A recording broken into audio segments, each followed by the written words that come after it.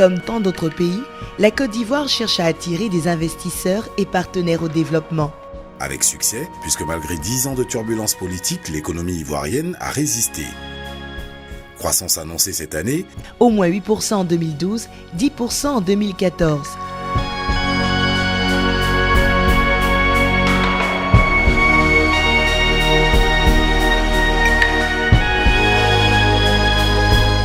Le président de la République a une vision pour la Côte d'Ivoire. Il veut en faire un pays émergent à l'horizon 2020. En 2012, avec l'appui des grandes institutions financières internationales et des pays amis, la Côte d'Ivoire s'est enfin libérée d'une grande partie de sa dette extérieure. De 68% du PIB en 2007, elle ne pèse plus que 18% en 2012, alors que la norme s'établit à 40%. De plus, tous les arriérés de dette aux créanciers privés sont en voie de normalisation. Aujourd'hui, forte de 23 millions d'habitants, la population s'accroît au rythme de 2,9% par an.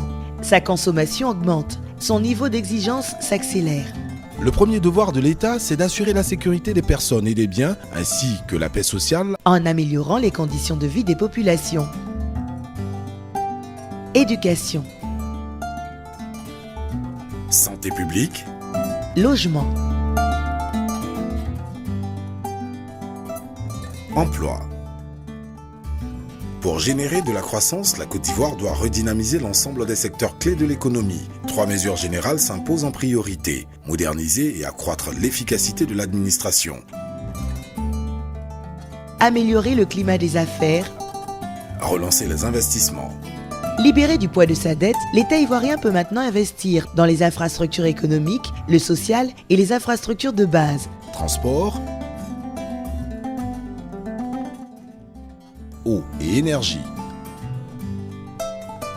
Cette année, près de 8% du PIB ira aux grands travaux, de nature à relever la compétitivité du pays. Dès 2013, le niveau d'investissement aura dépassé celui des salaires de la fonction publique.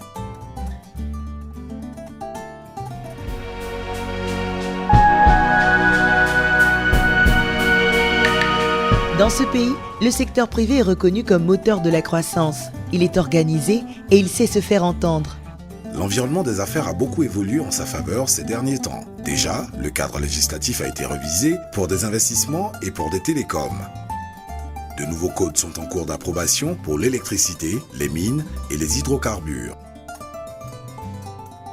D'autre part, la guerre est déclarée contre le racket et tout ce qu'on appelle les faux frais. 500 douaniers suivent des formations pour traquer la fraude et les contrefaçons. Des sanctions exemplaires sont appliquées, des tribunaux de commerce sont mis en place. La transparence et l'indépendance du système judiciaire doivent encore progresser. Une réforme profonde est en cours. Le CEPICI, Centre de promotion des investissements, a réduit le délai de création d'entreprises à quelques jours, avec pour objectif 48 heures maximum.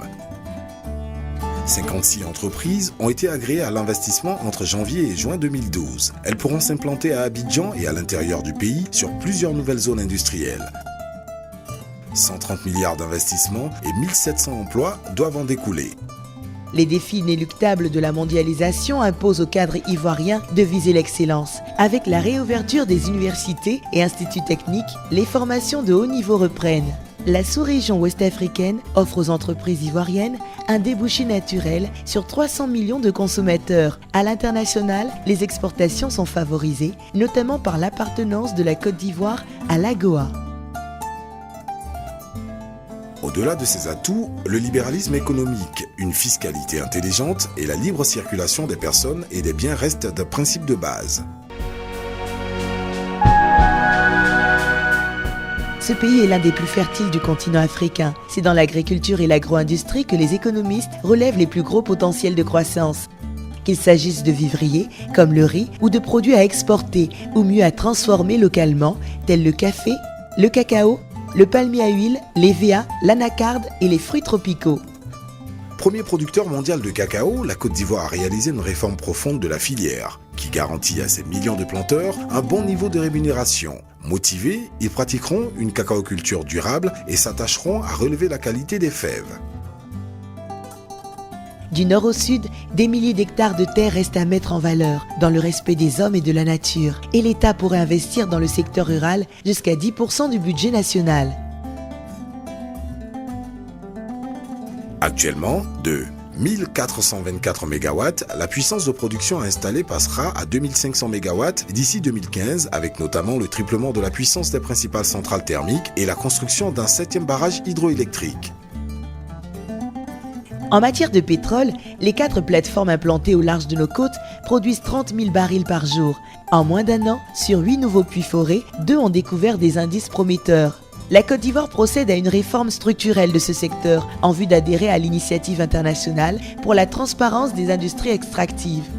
Toujours dans le domaine des hydrocarbures, nous produisons 170 millions de pieds cubes de gaz par jour. 12 nouveaux contrats d'exploration ont été signés et des campagnes de relevés sismiques se poursuivent en mer. Demain, la Côte d'Ivoire redeviendra un pôle de distribution d'énergie sur la sous-région. Encore méconnu, le potentiel minier est important. Fer, manganèse, nickel, bauxite, cuivre. La production d'or a bondi avec l'exploitation du gisement de Tongon dans le nord du pays. Une ligne de chemin de fer descendant les minerais sur le port de San Pedro ouvrirait la voie à la valorisation du potentiel minier des montagnes de l'Ouest. Au total, entre énergie, mine et pétrole, c'est un portefeuille de 3 000 milliards de francs CFA d'investissement sur 150 projets qui est proposé.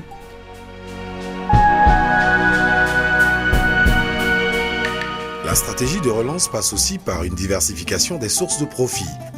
Des secteurs entiers de services sont à développer. Transport urbain, lagunaire et ferroviaire, services aux industries et aux mines, traitement des données, sous-traitance informatique, mais aussi le tourisme.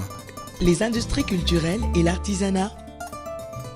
Le rôle des PME sera décisif. Les géants de la grande distribution s'implantent à Abidjan, avec l'ouverture programmée de plusieurs centres commerciaux, parmi les plus vastes d'Afrique. Dans les articles de luxe, la restauration, l'électronique, les marques internationales ouvrent des franchises.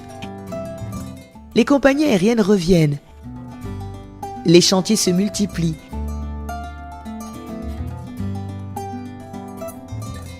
Des délégations étrangères se succèdent. Des constructeurs asiatiques commencent à s'installer.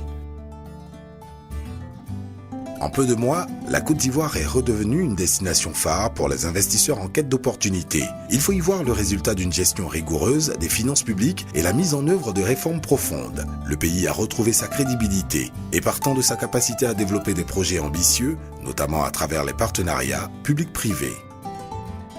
Déjà, 11 projets sont prêts pour un démarrage à court terme. Si de nombreux pays nous ont aidés à surmonter nos épreuves, si la Banque africaine de développement ramène son siège de Tunis à Abidjan, si l'Union européenne, l'Agence française de développement, la Banque mondiale, le FMI soutiennent la Côte d'Ivoire renaissante, c'est pour relancer la locomotive ivoirienne, qui entraînera toute la sous-région ouest-africaine. En ligne de mire, au sud comme au nord, des emplois, des bénéfices durables, une situation sociale apaisée. Tous les Ivoiriens vous le diront.